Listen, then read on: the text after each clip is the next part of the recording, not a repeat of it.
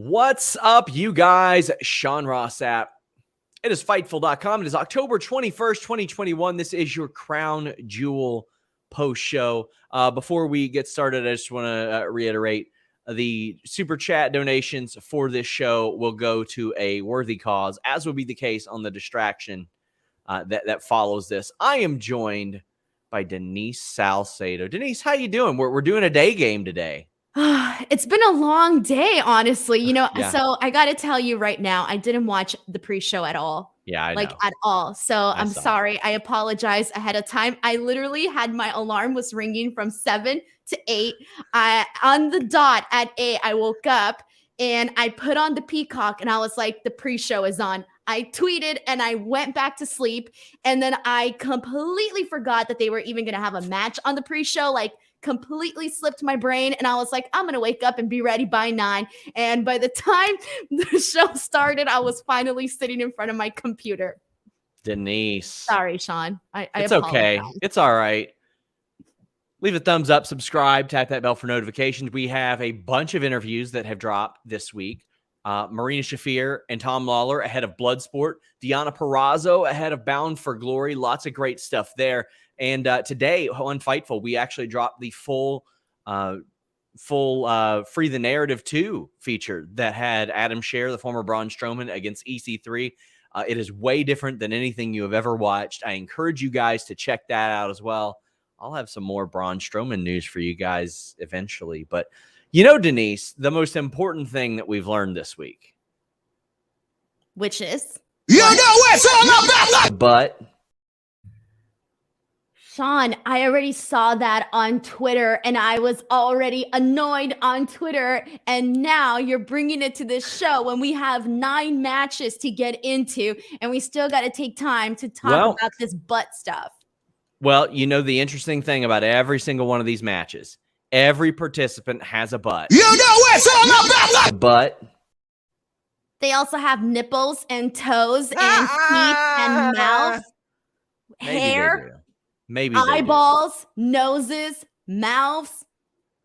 JJ says, thanks SRS and Denise for being the lead into the distraction.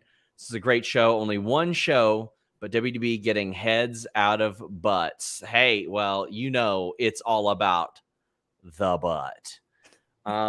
Charles says all the men should have wrestled covered neck to toe as well. Just picture Lesnar. That would have been pretty funny. Everybody wearing the old Rey Mysterio bodysuits and all that stuff.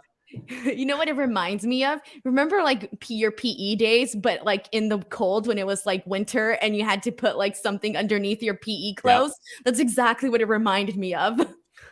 Charles Hollier, or actually it was Matt Payne says, great show today. I want Woods Ready to Rumble shirts from his Twitter picture. It's all about the butt. And 69 Names Deegan is all about the butt. She says, to be fair, Denise, I didn't even know there was a pre-show. Deadass was on the bus home. It was a decent show, but with context, minus 9.99 out of 10. Well, the quality of the actual matches on the show, other stuff aside, which we have spoken about at length, this was I thought, a really good show. I thought it was really good.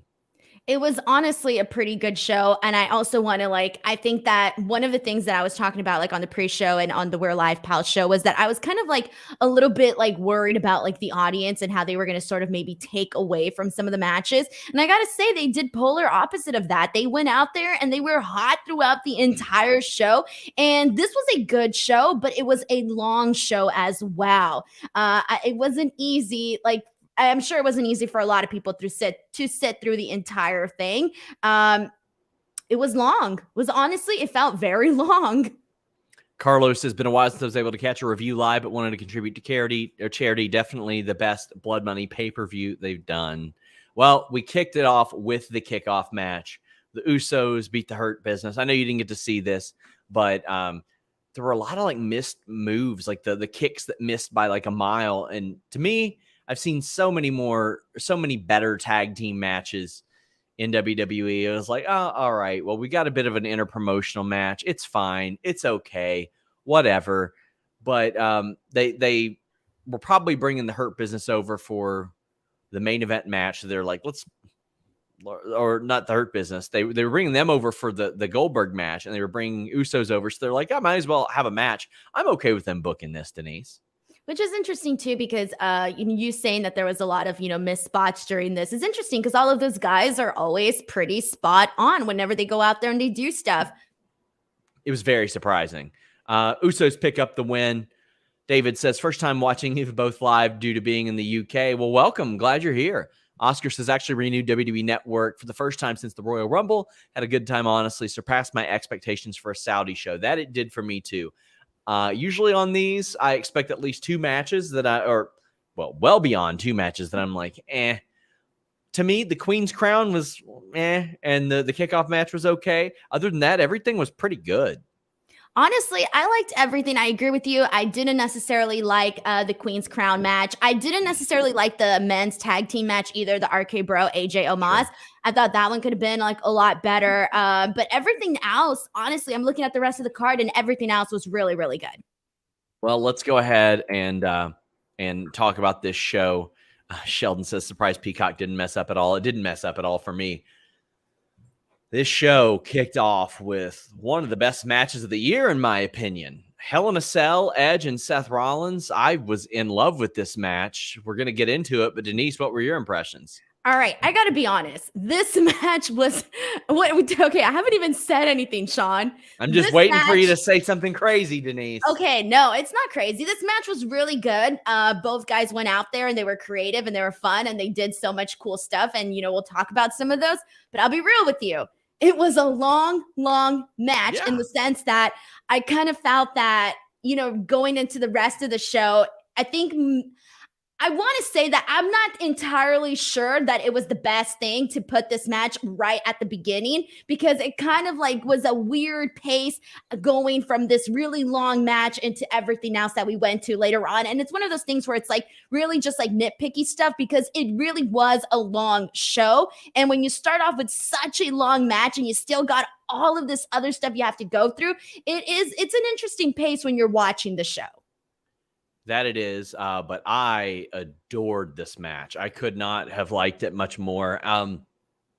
For all the complaining I'm going to do about camera cuts tonight, I think they helped out the finish of the match, which was a curb stomp onto a chair, because it was missed a little bit, but the camera cut actually protected it a little bit. So that was awesome. There were some incredible spots in here. Tables, ladders, and camels, Denise. Am I supposed to laugh at your joke? Yes, there were camels here. I saw it on Twitter. Yeah, I know. I saw the camels. The camels were the real draw of this whole show. You know it's all about. But Sean, you're hurting people's ears. Good. We love our humps here at Fightful. They do the entrances and there's damn camels out there. Now we should probably save the camel talk until the RK Bro thing, but camels, that's a hell of a set. Do you remember that Black Eyed Peas Fergie song? So it was like, my humps. Yes, that was the joke. My lovely. That was the joke, Denise. Am I supposed to laugh? Sorry, I did. I didn't know. Sorry. I didn't think about it until afterwards. My bad. This match was so cool. It makes me kind of wish they would do tables, ladders, and cells, where it's like where you've got like something hanging from the top of the cell, and you've got a bunch of tables, ladders, and chairs within there. Surround the whole damn ring with tables for all I care. Like, there was some really cool stuff. The Seth Rollins pinball spot off the cage was one of my favorite table spots I've ever seen. There's a table outside. Seth Rollins flies off the top rope, bounces off the cage through a table. Unbelievable. They're ripping chairs apart and using them on each other. Joel Wood says that Seth Rollins finally redeems himself from the last time in the cell. There were a lot of callbacks in this, from Seth Rollins using the pedigree, Edge using the unprettier, which they say is his move, which is the dumbest shit. Like, just say Christian. Who could possibly care? It does lean a little bit into, hey, if you remember, this guy knows somebody who did this move an awful lot, but I still really, really enjoyed it.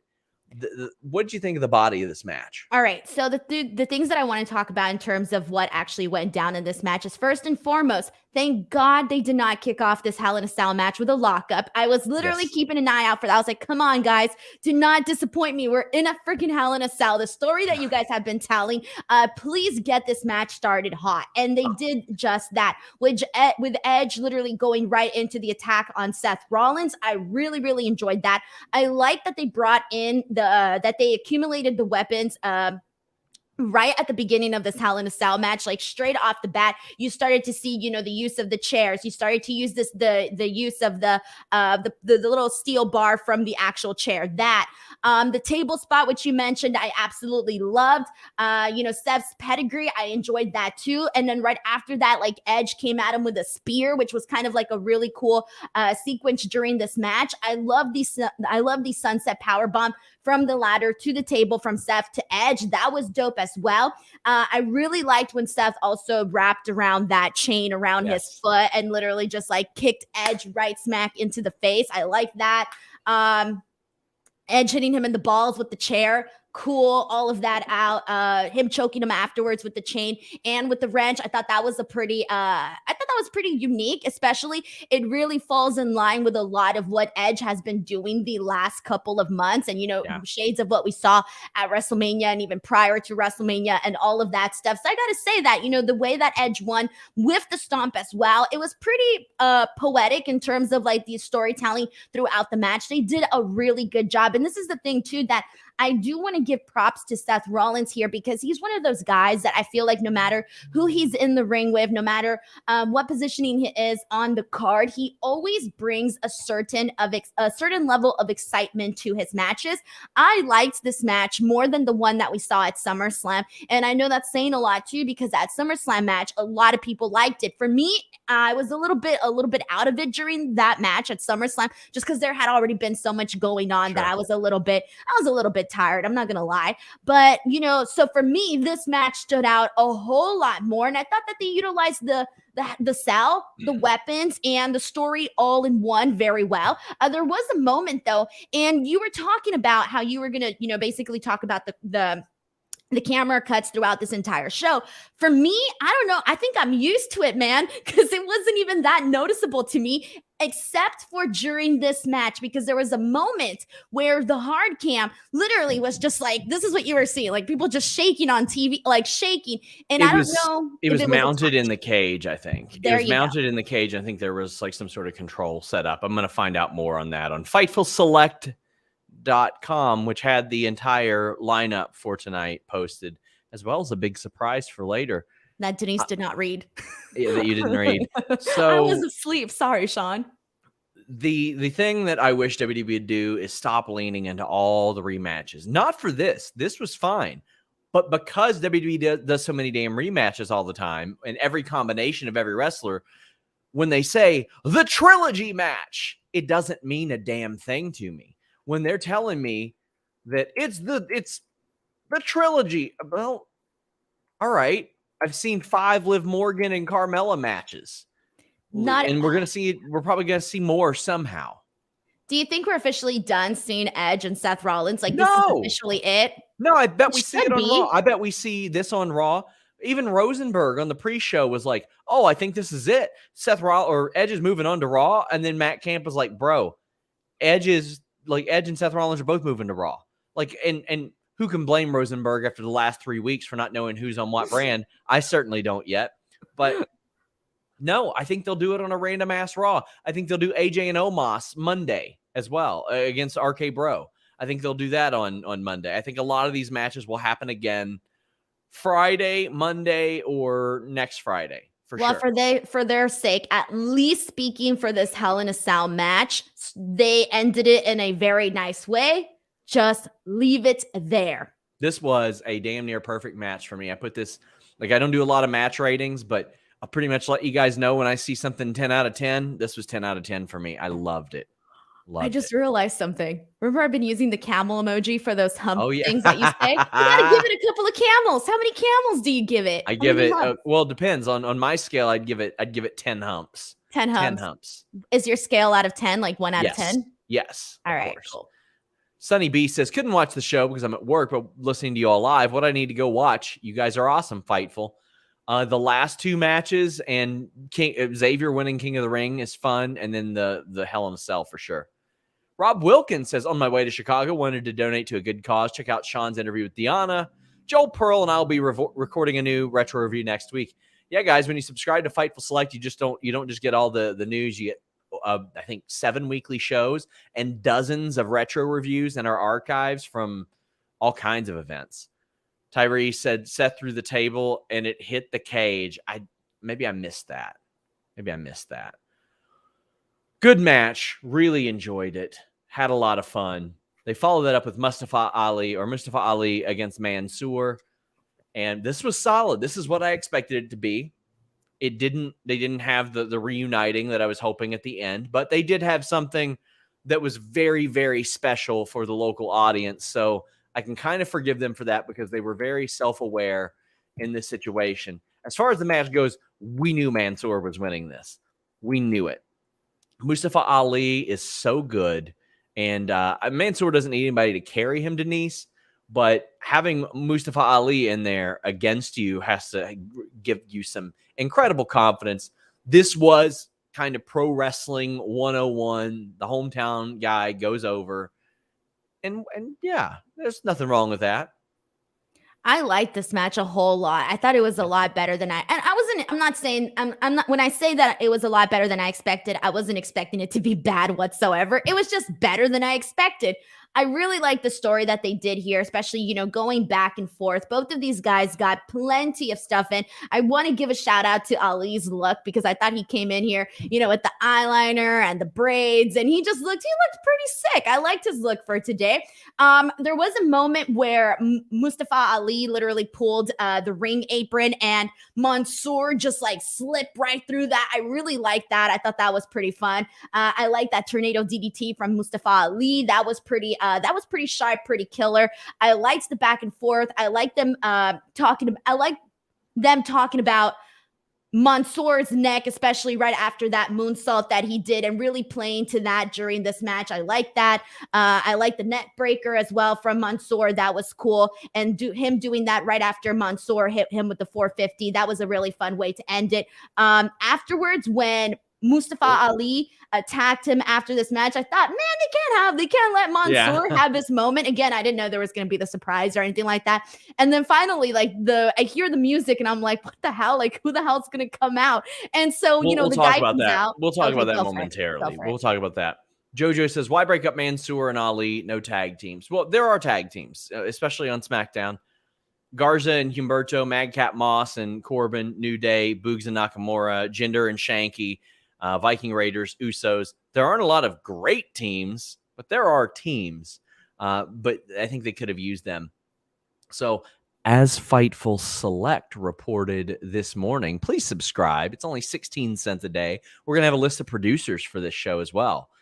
We reported that the Olympic medalist karate player Tara Hamade was planned in some capacity. Now, for those of you who were like, karate player, that's what they're called. They're called karate players, karate practitioners.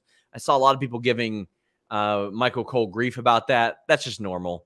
Ricardo Rodriguez even tweeted afterwards. He's like, I've lived in the Middle East for 2 years, and that's just what they call combat sports athletes here. He came out, and he had the dressing around his face, and as soon as he uncorked that, Denise, everybody there knew who he was. Now, granted, the home audience did not. This wasn't for them. And that is completely okay. Holy shit, what a reaction for this guy. Olympic silver medalist threw one hell of a kick at Mustafa Ali. Again, if you want somebody to take that kick, it's Mustafa Ali. I thought this was awesome. I thought this was great too, because obviously, like you said, this wasn't for us. I had no idea who he is. I was relying on commentary to tell me because I legitimately had no idea. So when they did this, I thought, you know what, hell yeah! Obviously, it's something that the crowd, given their response, it actually meant something because they totally he had a nice reaction. I thought it was cool. All of this was perfectly harmless. You got to do something special for the town. That was great. Mr. Andrews says it's so upsetting that they can put on a good show like this every week by giving fans what they want with babyface wins, but they choose not to. Whew. Did you see that Renee Young interview with Ariel Helwani? I have not yet. When did that come out? Today. And Renee talks about Vince screaming in her ear for not calling Tyson Fury the lineal world champion, and said that she ruined the whole thing because she forgot that. And I could not fathom speaking to anybody like that, much less somebody that I work with or works for me. Except Denise Salcedo. You mute me all the time, Sean. Don't 69 names Deegan says, so does 10 humps mean 5 camels with 2 humps each, or 10 individual camels with singular humps? I need to know these details. Do camels have more than 2 humps? Do any of them have I saw an emoji. Okay, so if you go on your emojis, there's one camel with 1 hump, and then there's a camel with 2 humps. Oh. So I don't know. I just know this off of emojis. You know, I'm going to go camels with 2 humps because it'd feel like it'd be easier to like ride them. You know what I mean? Oh, you want a hump in the front and the hump in the back? Yeah, everybody when they're riding their hump needs some security. Oh, David Dickers says, talking about camera shots that are weird, I think they drank some bad rice champagne when Balor did his waving. Overall, rice champagne. I don't know. Hashtag mute Denise, please and thank you. Remember, guys, if you go to Full Gear, take your mute Denise signs with you. Daniel Brown says, Ali is awesome. He should get the Daniel Bryan treatment from fans and get pushed to the top and won't let down. Sad Vince is clueless. I wish he would. So he tweeted that he was going to donate the proceeds from this event to charity. And I had multiple coworkers of his that sent me that tweet or just were referring to it and said, best guy in wrestling. So that makes me happy. That makes me happy. Antoine says, missed sands of time. Buy the shirt now at shop.fightful.com. But won't miss a Fightful post show. Thanks for all you do, Sean and Denise. Work's almost over. I might watch certain parts. Certain parts of it are worth watching. Glad that you're tuning in. We get more viewers from the UK here live. I love it. Dominic says, finally able to join you. Love the work you guys do. I'm an AEW stan, but thought this show was great. It was a lot of fun to watch. But let's move on. We had RK Bro defeating AJ and Omos. This was just fine to me. It's an 8-minute match where they kind of have to work around Omos an awful lot. And then Randy Orton and Riddle get the win. The most notable thing, Denise, was, I'm even going to pull it up, Riddle riding into the ring on a camel as Randy Orton. Bro, that camel had a shit ton of attitude too. He was looking all like diva-ish. He was like, Yes. I've heard backstage rumors that camel has attitude problems. I heard that he spit on somebody, Denise, if you could believe such a thing. Is that llamas? Do camels spit? How the hell would I know? Damn. Know. I just know that camels have big eyelashes. They do have big eyelashes. That's all I know. I know animal expert. Are you jealous? Of what? The luscious eyelashes from the camel. Sure. I don't Some people like those long lashes. Because then Kyle Collins says they get in your way when you don't curl them. They're like this. Oh, God. Joel says the camel will be sent back to developmental to learn how to bump. Learn how to bump on those humps. Kyle says Riddle's camel or Rusev's tank. You got to go with Rusev's tank. Got to go with it. But this was very fun. This was a fine match. Sure. Whatever. Honestly, I could care less about this one. I'm sorry, but I've seen it. Did not care. I like the ending with the floating bro. Cool. Thumbs up. It feels like we've watched this match 100 times, and we actually haven't. We've seen it SummerSlam and here. But because we've seen so many damn combinations of this match, Denise, we saw Riddle and Omos, and we saw Riddle and AJ like 2 or 3 times, and we saw Orton come out. Like, they booked this in reverse a lot. I get it. I understand. But I just, it was okay. It was fine. I didn't regret watching this. I want to move on from this whole story with them. Now what they'll do is they'll move on to RK Bro and Street Profits, which they did last week. 69 names Deegan says, I don't care. I'm a Randy stan and I had so much fun. That's what it's all about. Brandon Charles Powell says Camel, the next Diva champion. Jesus. And Timothy says Bactrian camels in Central Asia have 2 humps. Dromedary camels in the Middle East have 1. Well, I guess we're rocking with 10 camels. Thank you for the. Go ahead. I like the Dromedy one. The Dromedy camel sounds like really fun. Sure. Sounds like a dramatic camel. You always learn something here on these Fightful post shows. That's for damn sure. RK Bro get the win. I like the finish.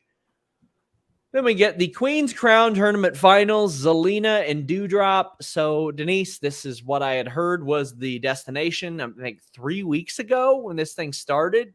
The night it started, I heard Zelina's going to win this thing. And I thought somebody was jerking my chain. Zelina, prior to a month ago, had been booked by WWE to lose 13 straight television matches. Somebody said, well, hopefully this means that they're going to lead to a push. No, what I think will happen, Denise, is that after this match, which I did not enjoy, I thought it was kind of slow. I thought Zelina was fine in it, but this was not, I didn't think this was a great performance by Doudrop. A little bit, it was plodding in the ring. Now, granted, not in your regular gear, just got off a crazy ass flight. Who knows? I like her work otherwise. What I think WWE will do is be like, oh, well, she's the first Queen's Crown winner. Now we can have her lose all the time and she'll wear the crown and wave and nobody will care because that's her character. Not winning, just this. All right. So I don't have a problem with Zelina winning this tournament. Honestly, that's not even like, I don't care. My whole thing is just like, I don't feel like I'm a bigger fan. Like, I feel like this tournament should have been used to make you like look at the competitors and say, wow, the others are great. Like, oh, I'm a fan of this person now, I feel very, very indifferent. I don't feel like anything in this tournament to me stood out to where I'm like, you know what? Oh my God, like this person came out looking great out of this tournament. This person came out looking great out of this tournament. Man, Zelina came out looking great out of this tournament. Doudrop, I didn't feel any of that. This felt very just nonchalantly like thrown in there, whatever the options are what the options are. And I had a feeling that Zelina was going to win this last week when she tried on the crown and it like fit perfectly on her. I was like, all right, cool. So the crown is fitted for Zelina. There we go. Now we know she's winning. But I did have a feeling that they were going to go with Doudrop because I did think that they were going to make her, act silly as the queen. I had a feeling that we're going to do that. I think that this actually gives Zelina a purpose, some sort of story that she didn't have prior to this. So I actually think that this works out for Zelina. It's just a matter of the fact that the tournament was kind of didn't really mean anything. Nothing really stood out to me, and we already know why. I wonder if Doudrop wasn't allowed to dance on the way to the ring. She didn't dance on the way to the ring. I didn't notice that. That's me wondering. I'm not saying, but I don't know, man. I don't know what the rules are over there. This wasn't great, and I've seen Zelina in the ring. She can go. Doudrop can go. But this tournament was also disheartening. And before I get people saying, "Oh, new to WWE, huh?" No, I don't take that apathetic approach to everything. I like to hope that one day they're going to do better. And for a while with the women, they were doing a lot better. And at times, like the semi-main event tonight, they do better. But this wasn't it. JoJo says, was this WWE's way of making it up to Zelina for the SmackDown Super Show? If so, she deserves it. I think she's talented, but they book her terribly. Now, I don't want to speak for Zelina. My family did not go through what hers did, losing someone in 9/11, but maybe this helps a little bit. I feel like it'd be hard to replicate being on the 20-year anniversary show of 9/11 in Madison Square Garden and having that taken away from you. It's hard to believe that any accolade could sort of fix that, but I'm not Zelina and I don't want to speak for her, but she deserves better than what they had booked her for since she came back, as do many of these people. I second that. Robert says, just wanted to donate. Keep up the great work, guys. Well, thank you so much. And David Dickers says, for education, dromedary 1 hump, camel 2 hump. Okay. Man, I love that we have a bunch of people that know about camels because clearly our camel knowledge is lacking. If there's anything that we have here, it is hump enthusiasts. Everybody here loves the hump. No comment. CM says it's hard to care when all the matches combined are less time than the Omega Danielson match. Yeah, I get that for sure. And they should have been longer and they should have been better. And Shayna Baszler should have been booked better. There's a whole lot of stuff that should have happened. Toni Storm probably should have won her match. Either Toni or Liv should have won their match, quite frankly. 7 matches, Sean. 7 matches. It's embarrassing. Totality didn't even hit 20 minutes. Jimmy Boutros says, first time, long time. Never get to watch you guys live and as I'm in the UK, but wanted to say you guys are great and here's some money for charity. Well, thank you, Jimmy. We greatly appreciate you. If you all want to send a super chat, it's that $sign below. It greatly helps us. If you want to subscribe to us and don't want to do so on this show, go to FightfulSelect.com. I posted a bunch of contract news this week, some news about an MLW talent, a top MLW talent whose contract is up. We broke the news that Daniel Garcia was signed full-time. I know a lot of people said, oh, well, he said it on Evil Uno's blog. There are multiple tiers to that. There are a lot of people who have said, oh, I'm signed to AEW and weren't signed full-time. He signed full-time. AEW confirmed it a little bit later. We had some more detail on Lee Moriarty's deal. And I think I might post some more negotiation contract news pretty soon. How about that? And we're going to have a bunch of news emerging out of Bound for Glory this weekend, too. A big show there. So make sure you guys check out FightfulSelect.com. I'm Malucha says, called out of work because I'm not feeling well, but amped to get to hang out with Hollywood Cabeza, Salcedo, and the Dong Lord. With Seth Rollins and Edge worth watching. Hashtag SRS. Hashtag mute Denise. Hashtag You know it's all about but my ears, Sean. Listen, blame Kyler, our great social media guy. Tell him to make me another clip with the volume down a little bit. There we go. My ears. There we go. There we go. Yes, Seth Rollins versus who are we talking about? The camels? I hope they're talking about the camels. Unreal. That's not the worst thing I've seen. No, same here. Unreal. Like the thing is,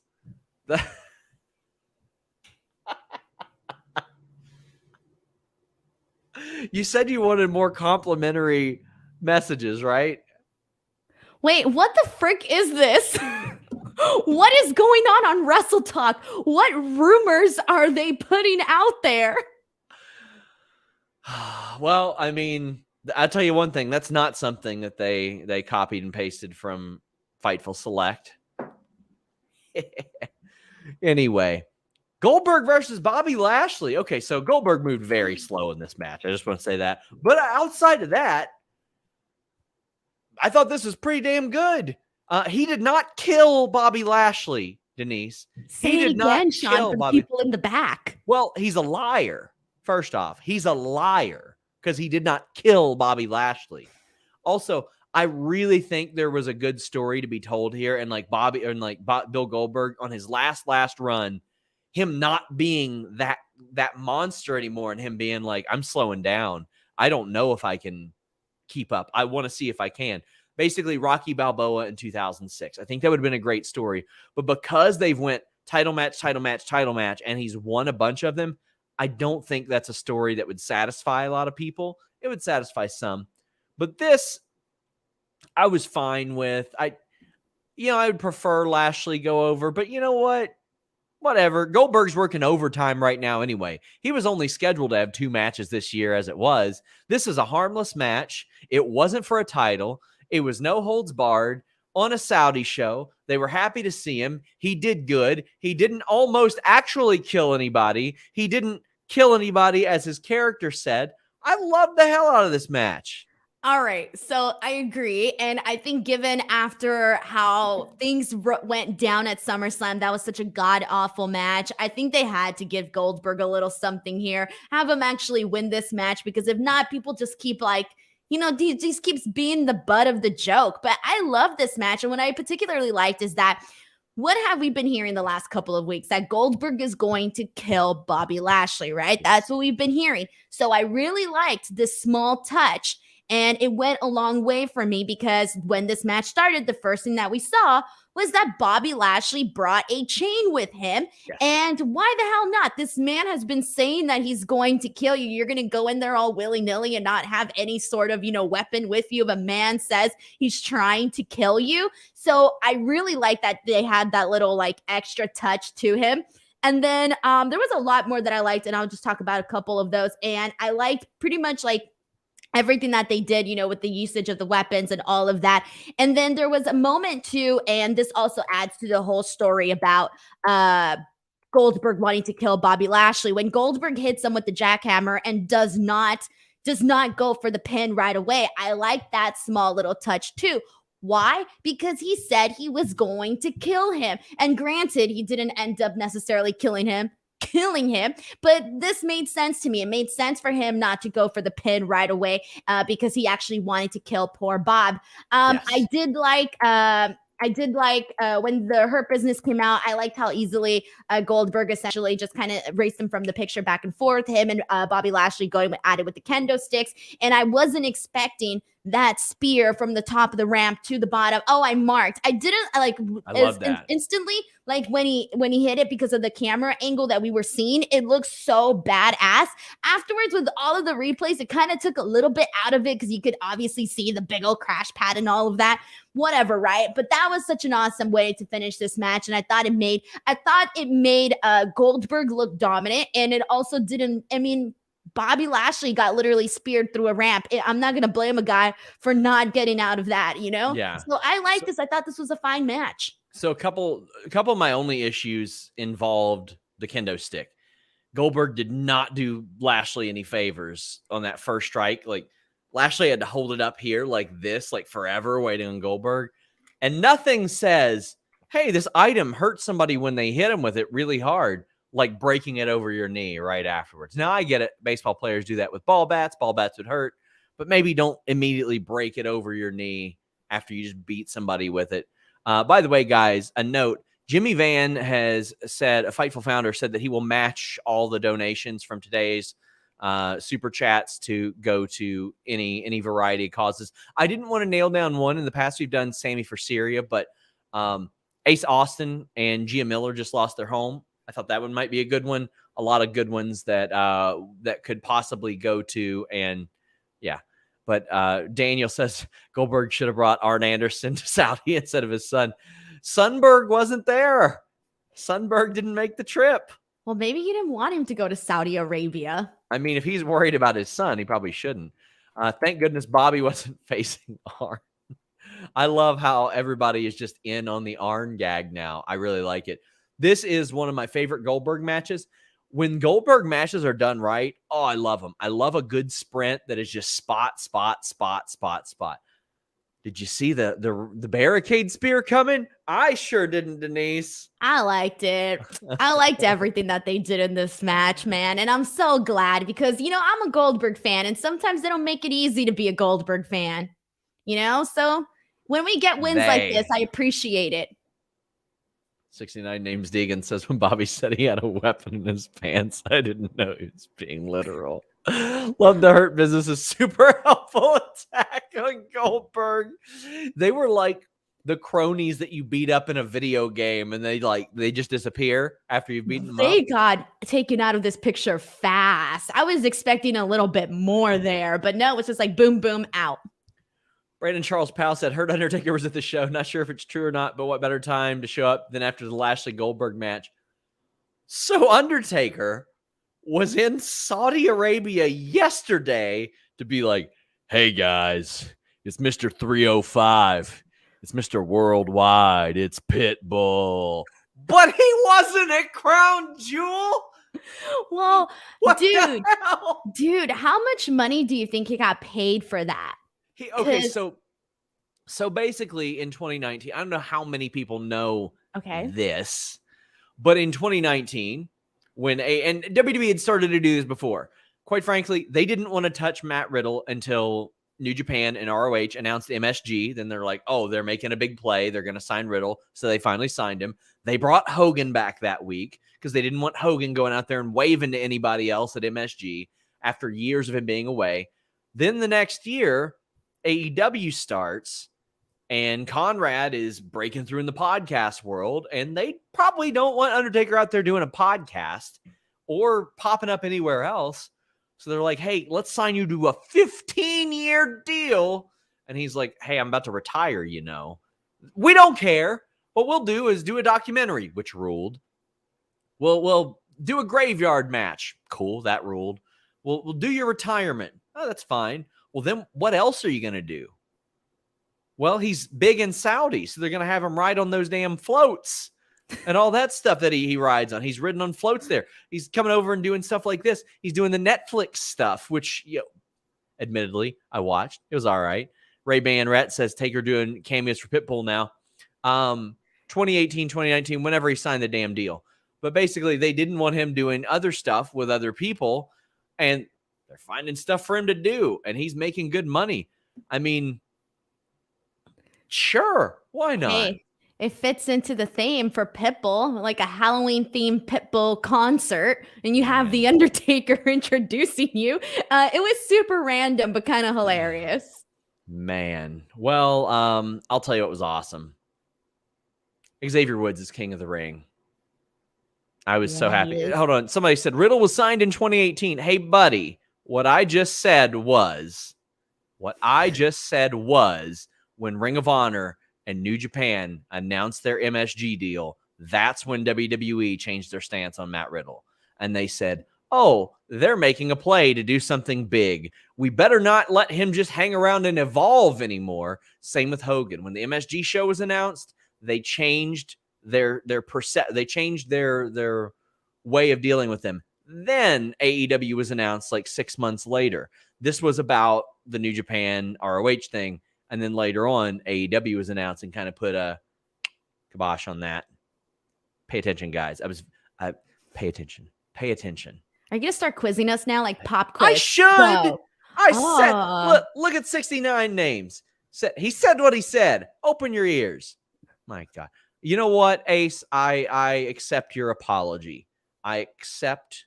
Gosh, Sean, you're so mean. I just making people apologize on the stream. I just accepted an apology. Are you kidding me? I just accepted. Do you remember the two names of the camels? Yes. What are they?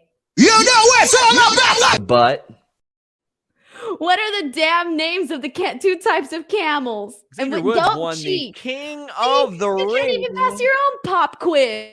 King of the Ring. Xavier Woods won. Fun match. Good setup into his finish. I love that he's using the springboard elbow. I love it. Joel Pearl announces this distraction super chats will also be donated to charity. Denise, what did you think of this? For me, I'm just excited that Xavier Woods is King of the Ring. It's something he's always wanted. And that why not? This thing ain't going to matter anyway, so why not? Well, first of all, I got to tell you that I wasn't entirely sure that they were going to go with Xavier Woods. Part of me thought that this was going to be, Finn Balor and them just getting the heat and all of that good stuff. So to be honest, heading into this, I was like 50-50 trying to decide which direction they were going to go into. A couple of the things that I did like from this match was during the first portion of the match, they kind of were like exchanging chops with one another. And there was a moment where we saw this like new level of aggression come in from Xavier Woods, where like he kind of leveled it up and started like being really aggressive with Finn Balor. I really like that. I like when Woods went for the elbow, but then Finn ended up like turning around and getting out of it. And then he goes for the coup de grace and he ends up missing the coup de grace because Woods essentially gets out of the way. Then Woods hits him with an insecurity after that. I love that. Like that whole sequence of events. I was a fan of that. Woods getting the win at the end. Obviously, good moment for everybody. I'm interested to see though.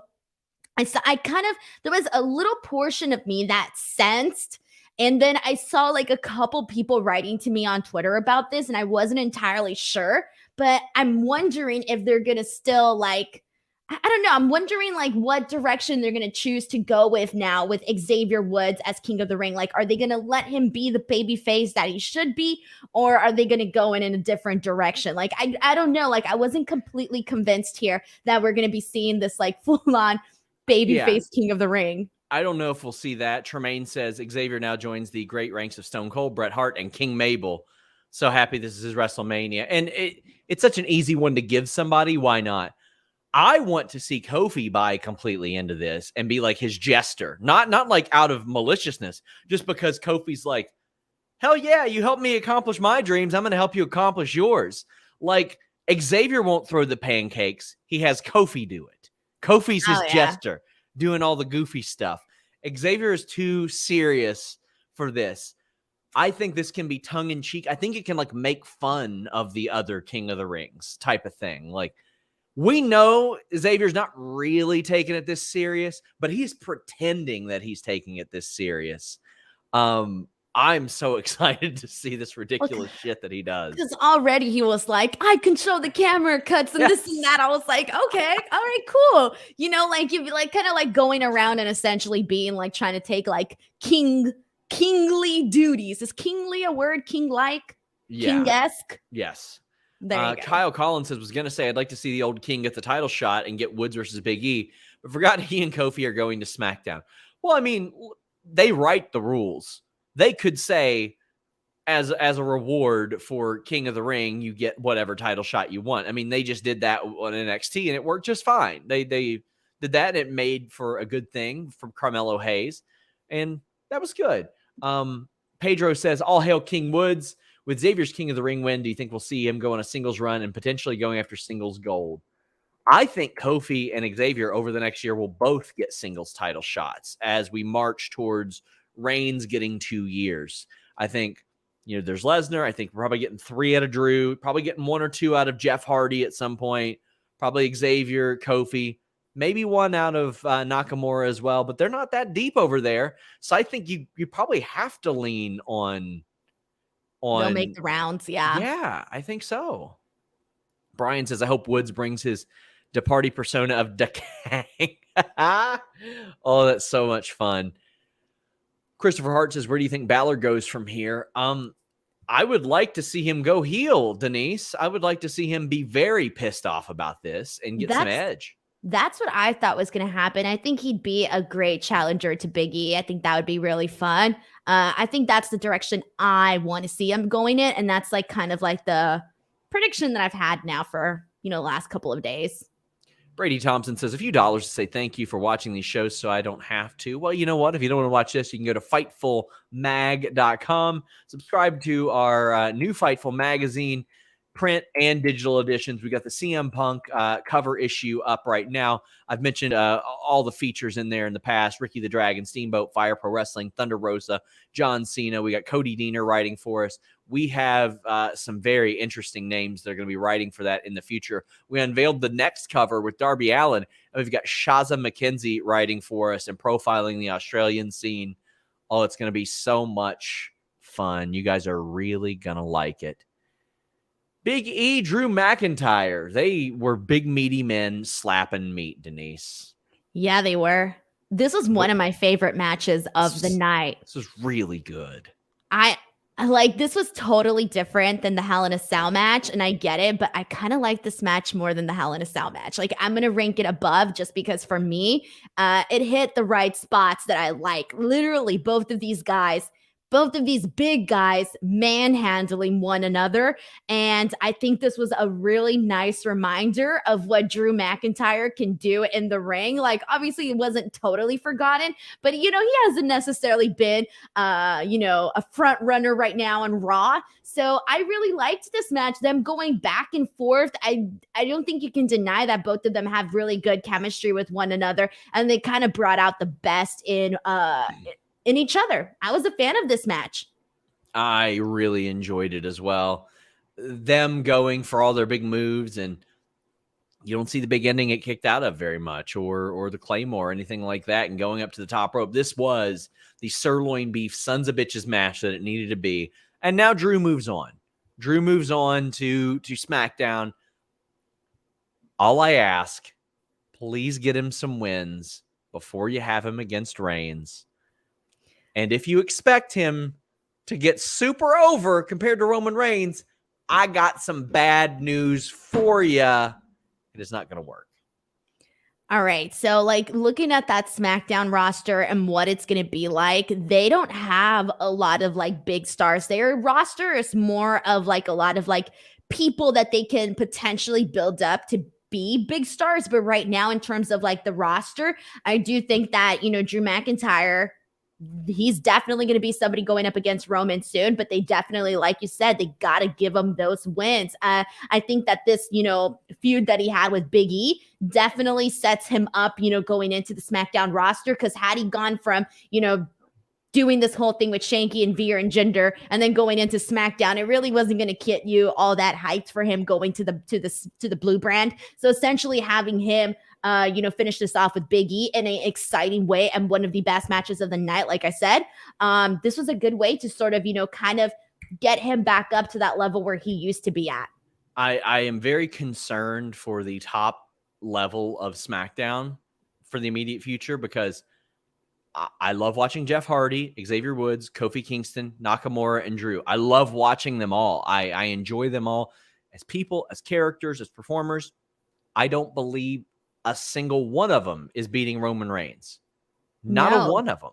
All those names are pretty much slotted already, so you already know what you're going to get from those people. And to be fair, this is the Roman Reigns you've always wanted. This is the run you've always wanted him to go on. This is why you coronated him 732 times. This is the run. I'm fine with a 2-year reign for Roman Reigns. You just need something like, I can tell the stories that are going to be told, and they'll do it to the best of their abilities because Paul Heyman's involved, because Roman Reigns is involved. They'll do the best they can, and it's one of the best things they got going right now, and they could definitely bank on this in the future. So they got to play their cards right with this whole Roman story. SmackDown Women's Championship. Oh boy, this was good. Pratik K says Bianca is so good, and our friend Kari Fly says SummerSlam went nowhere. SummerSlam match went nowhere. Bianca got screwed for nothing. PWI Women's title, or PWI Women's #1 and no title. Nobody likes to get screwed for nothing, that's for sure. Bianca did. What do they...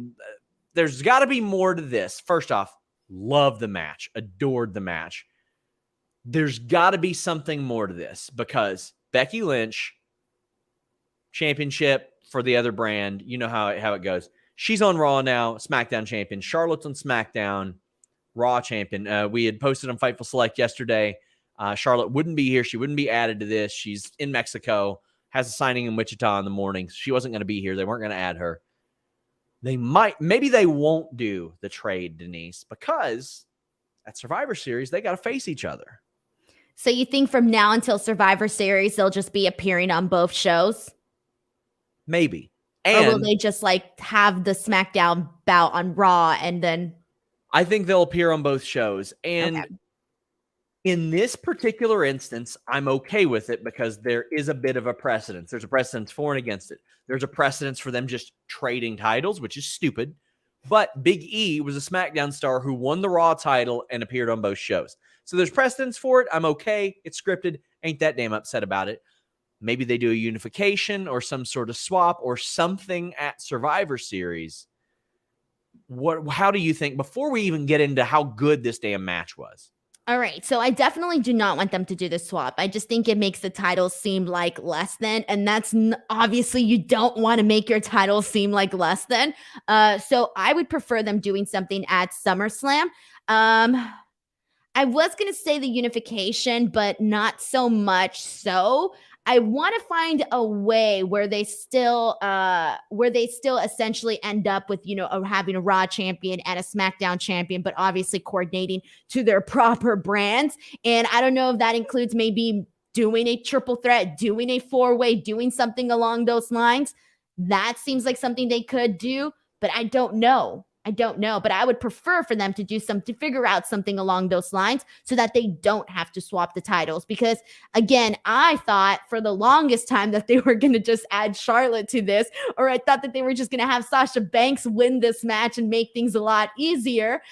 Clearly I was wrong on all of those accounts. Colin says, when Charlotte and Becky switched titles, will it count towards Charlotte's total count? Yeah, it did with the other guys. It did with New Day. Was it New Day and Street Profits? Did it really count as like an extra? It's ended their current reign and started a new reign for the other titles. Yeah. Oh, I didn't realize that. I thought they just like, okay, Yeah. well, there you go. Murray says Europeans need an AEW show to watch live. You all can. It's on Fight. 69 names Deegan says, this is my match of the night. Wasn't a match to the fan of the finish. So scared they're going to trade the titles. As am I. But Tune77 says, the triple threat was amazeballs. Bianca is special. Becky's awesome. Sasha's the best wrestler in the world. I'll die on that hill. There are a few performers that I enjoy watching more than Sasha Banks. That woman is so good at everything. Like, somehow, while using the familiar offense, the knee-based offense, she finds ways to do new stuff. Bianca is starting to do that with her hair. She has offense that is completely original and unique to her.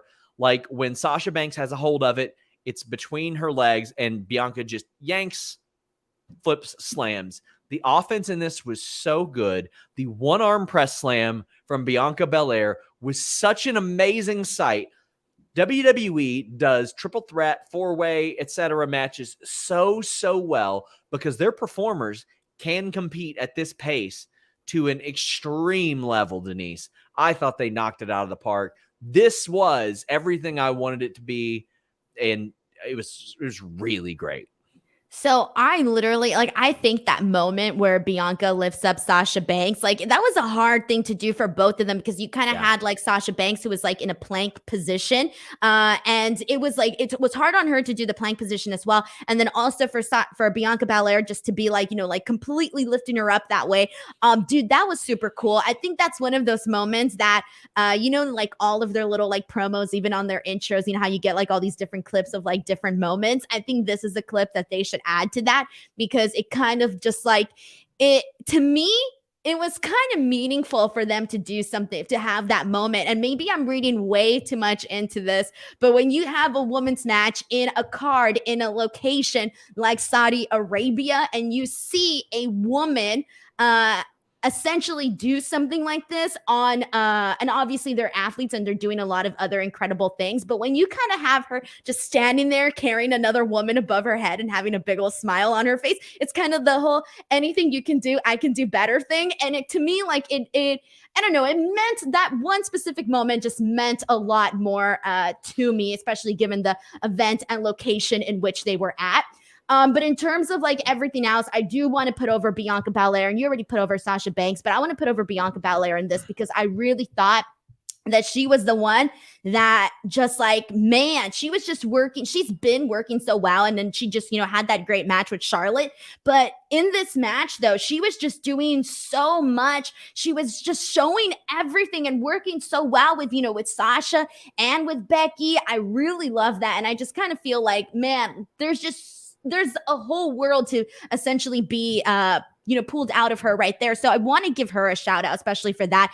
And then secondly, there was a moment too where both Sasha and Becky essentially realize that they have an opportunity to take down Bianca Belair. And they kind of look at each other and they have this moment and the camera captures them. And then they like go for it and they both get her into separate submissions. Oh, I love that moment. That's how Bianca really should be portrayed. She shouldn't be portrayed as, your neighbor, the girl around the block. Oh, gee golly. She should be portrayed as she is special and there are not other people like her. That's how she should be portrayed. And then Becky Lynch essentially like, did she jump from the barricade or did she jump from the commentary table? I think it was the table. It was a table, right? Yeah. She just like flew into, like leaped out of nowhere onto them. I really liked both of that. And then I'm glad that it didn't end. I'm glad that it didn't end when Becky had both girls in the submission. I'm glad that it didn't end there because I was kind of like not necessarily crazy about that. Becky essentially winning. A lot of people were guessing that was going to happen. Yeah. Again, I think it just makes it a little bit more complicated. Once Charlotte won, I had a feeling. Kari says, did you see Sasha do the Stratisfaction into the bank statement? Sasha versus Trish is coming. Do you all feel the excitement in the air? So maybe even a day ago, I would have been like, I don't know. Maybe not. Well, then 2 hours ago, Trish Stratus posts a picture of her abs with about 0.1% body fat and says, always ready. Oh, I didn't see that because I recently saw that Sasha Banks was essentially saying that, she's been saying this for a while, that she wants to wrestle Trish, but I didn't see this picture that Trish Stratus posted, so I'll look at it afterwards. I believe 45-year-old or soon to be 46-year-old Trish Stratus would still be able to go. I saw her 2 years ago live. Was very, very good. That would be fantastic. Nathan says, Bex comes out on Raw, travel the world, defend my title. I'm the best in the universe, and renames it the Universal Women's Championship. Why not? Cole won the WWE Championship and the Universal Championship. Ray-Ban Rhett says, I miss when the titles weren't tied to a brand like the Tag Team Championships and the World Tag Team Championships. Well, they were tied to a brand. They just weren't named it. Tremaine says, Sasha versus Okada. I bet they would have a great match. And Matt Rykeel says, hoping WWE is able to get the boss for the end of the head of the table storyline in 2023. Great review, SRS and Denise. I don't know what you mean. Get the boss for the end of the head of the table. I think you mean The Rock maybe in that one, but because I don't think you mean Sasha there. Denise, I think it would be safe to say that Roman Reigns has significantly improved over the last year and a half, right? You think? Yeah, like sarcastic. There was a callback in this match to a tug of war that Reigns and Lesnar had. And I mean, we are now years removed from the Sufferin' Succotash promo, right? Right. Well, unfortunately, some people are having Sufferin' Fuckatash, Denise.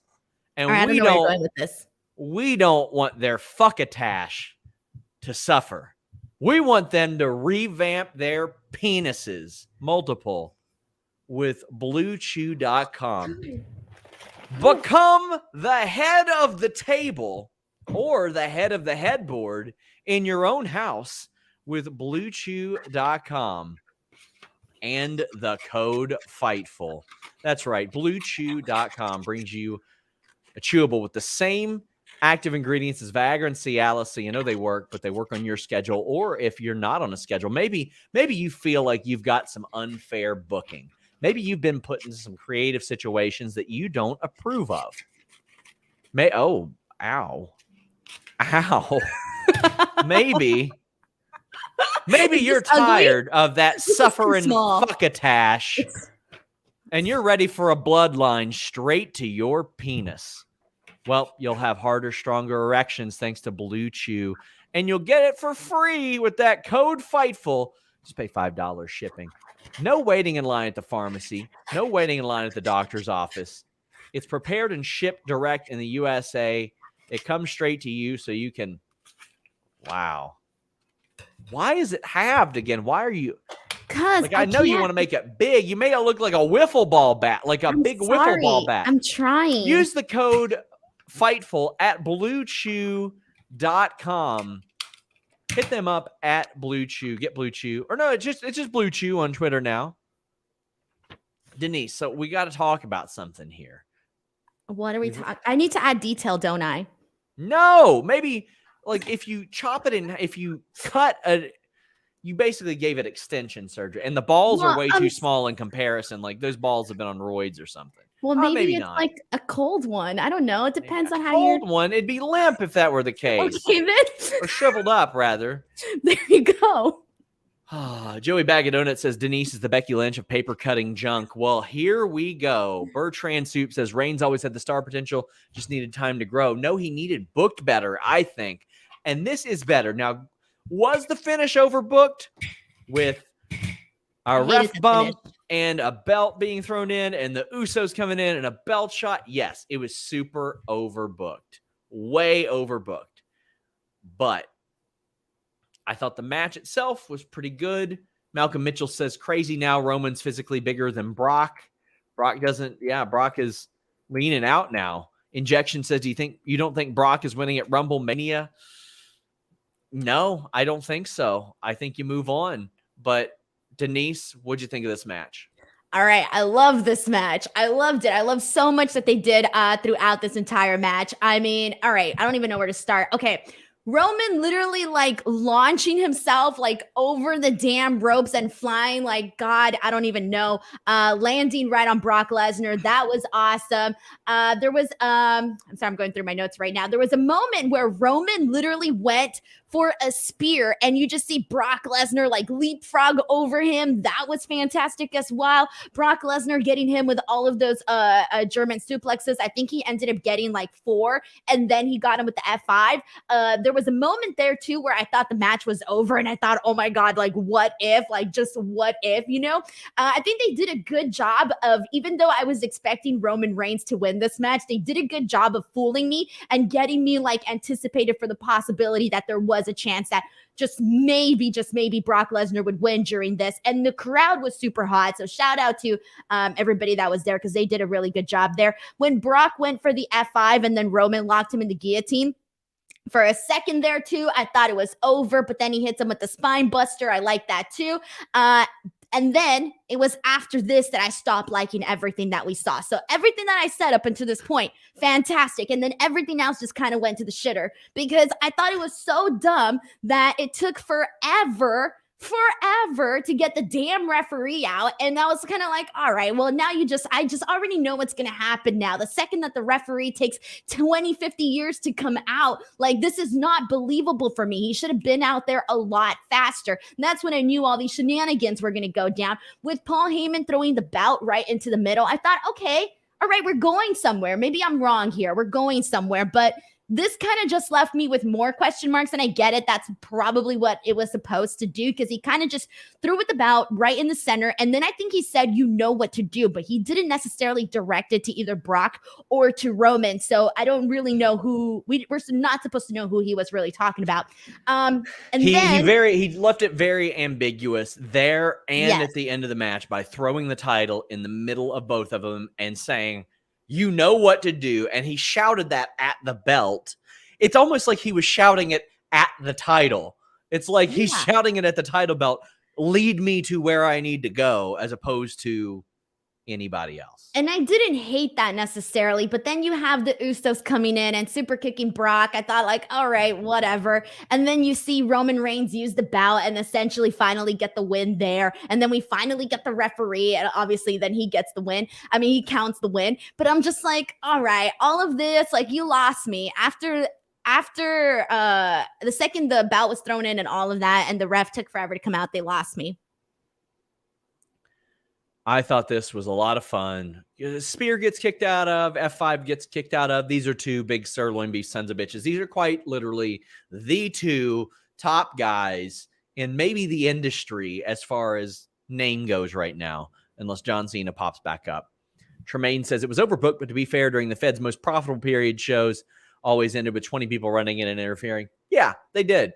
So if you like that kind of thing, you like that kind of thing. Kieran George says, ponytail, full beard, Viking Brock is goated. When 2K22 drops, I'm giving him all the belts. Hard to disagree with that. I thought in all, this was maybe the best Saudi Arabia show they've done, Denise. It was. There's a lot of really good stuff because, okay, I really loved Brock Roman. I really loved the women's triple threat. I loved Big E, Drew McIntyre. King of the Ring match was good. Bobby Lashley, Goldberg was better than anticipated. And then same thing for the first two opening matches, the Hell in a Cell and then Ali and Mansoor. Everything was pretty much good.